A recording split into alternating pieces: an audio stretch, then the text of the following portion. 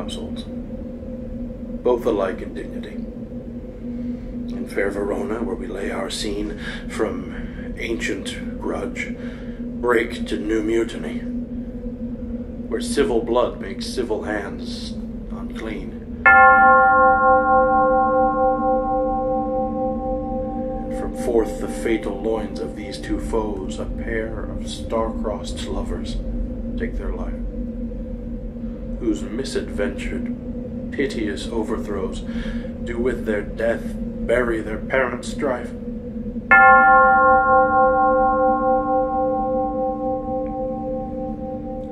The fearful passage of their death-marked love, and the continuance of their parents' rage, which but their children's end naught could remove, is now the 2 hours' traffic of our stage, the which if you with patient ears attend, what here shall miss, our toil shall strive to mend.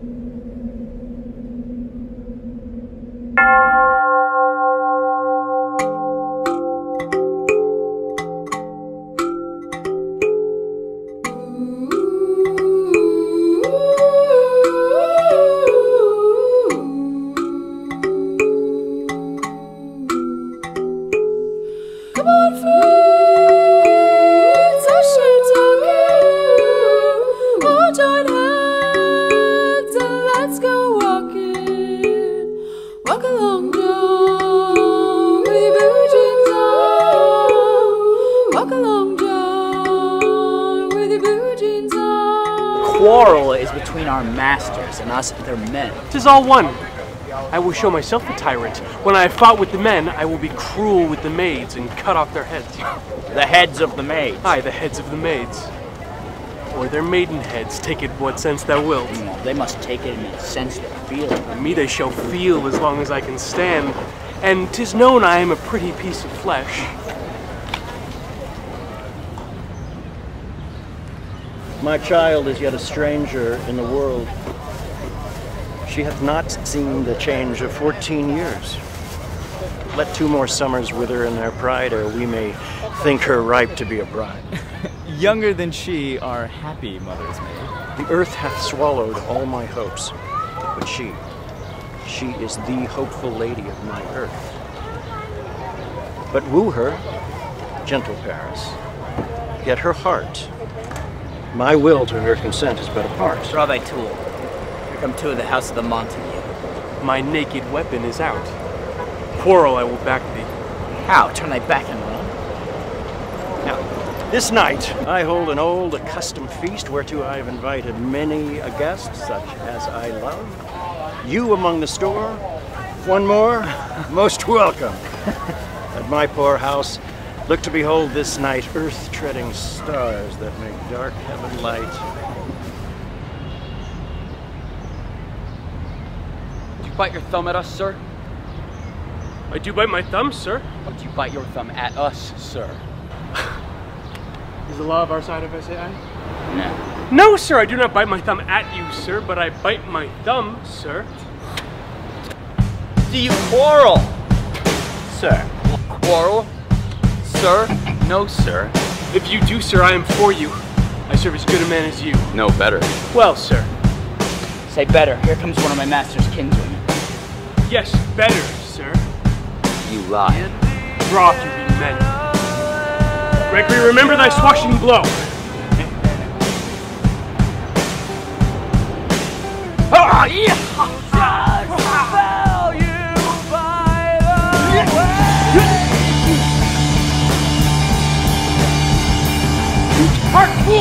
Put up your swords! You know now what you do! Turn thee, Benvolio, and look upon thy death. I do but keep the peace. Put up thy sword. What, drawn and talk of peace? I hate the word, as I hate hell, all Montagues, and thee. Thou villain Capulet! Sword, I say. Old Montague! Thou shalt not stir 1 foot to seek a foe! Rebellious subjects, enemies to peace! Throw your mistempered weapons to the ground! 3 civil brawls bred of an airy word by thee, old Capulet and Montague.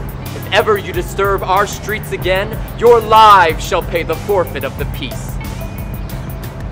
For this time, all the rest depart away. You, Capulet, shall go along with me, and Montague, come you this afternoon, to know our further pleasure in this case. Nephew, who set this ancient quarrel with new approach? Here were the servants of your adversary and yours, close fighting. Ere I did approach, I drew to part them.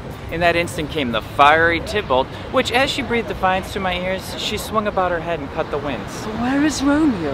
An hour before the worship sun, a troubled mind drove me to walk abroad. Underneath the grove of sycamore, so early walking, did I see your son.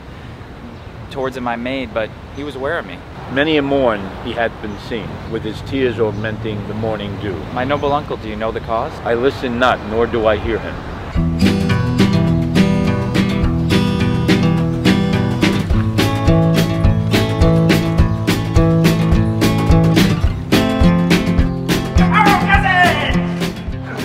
So young. What news struck now? I mean, sad hours seem long.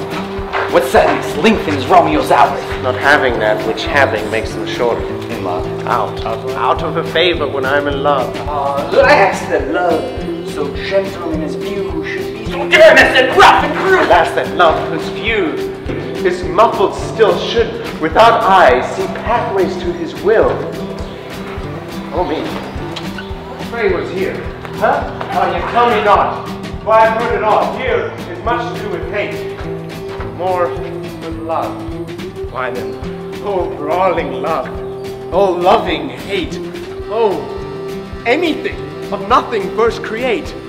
Heavy likeness, serious vanity, misshapen chaos of well-seeming forms. Oh, feather of lead, bright smoke, cold fire, sick health.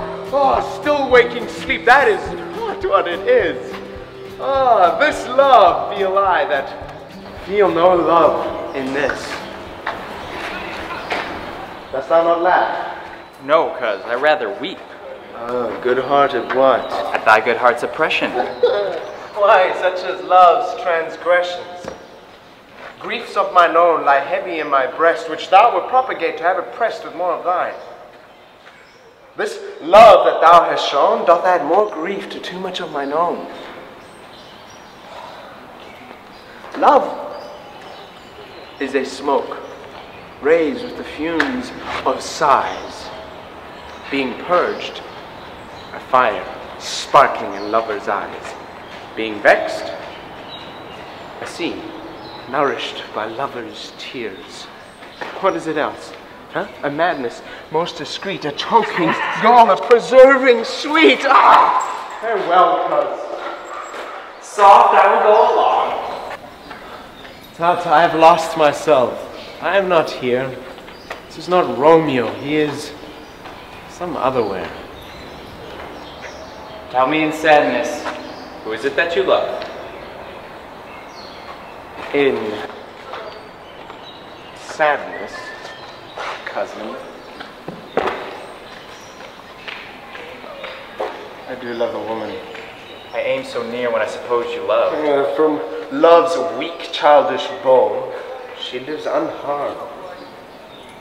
She will not stay the siege of loving terms, nor bide the encounter of assailing eyes, nor rope her legs to saint-seducing gold. So she has sworn she will still live chaste. She hath, and in that sparing makes huge waste. For beauty starved of her severity cuts beauty off from all posterity. She is too wise, too fair. Wisely too fair to merit bliss in making me despair.